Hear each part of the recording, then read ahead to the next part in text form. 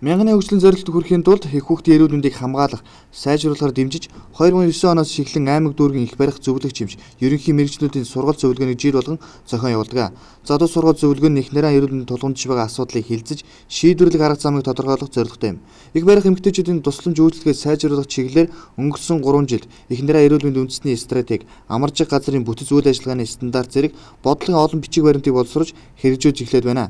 Түүнчлэн их нарийн тусламжид оруулж байгаа хөрөнгө оруулалт нэмэгдэж байгаа бөгөөд Баян хонгор, Увс, Ховд, Хөвсгөл аймагуудад 50 ортой амаржиг газар ашиглалтанд орж нийслэлд 300 ортой 1-р амаржиг газрын өргөдгөл, 150 ортой 3-р амаржиг газрын барилга зэрэг хэд хэдэн барилгын ажлыг хийж эхлээд байна. Мөн Дархан уул аймагт их хүүхдийн 120 ортой төв, Дорнод Сүхбаатар аймагт 50 ортой амаржиг газрыг бариулахаар ажиллаж байгаа юм байна. За тус асуудлаар Дэлхийн эрүүл мэндийн байгууллага, нэгдсэн үндэсний байгууллагын хүүхдийн сан, олон улсын бусад байгууллагууд хүншлэгчтэй хамтран ажиллаж нялгсын эндэгдлийг 5 хүртэлх наснд бууруулж чадсан байна.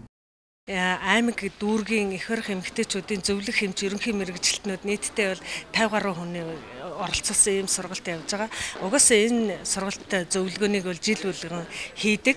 Хийхдээ бол тухайн жилдээ бол эрүүл мэндийн салбарын гол эрхэм зорилго нь юу байгаа? Энэ жилийн тухайн жилээ ямар уриалтайгаар одоо ямар үйл ажиллагаа хэрэгжүүлж байгаа гэдэг энэ чиглэлээр нэгдүгürt ярилцаад одоо өнгөрсөн оны эхийн болоод няран эрүүл мэндэд тулгамдсан асуудлууд юу байв? Ямар хүндрэл байсан?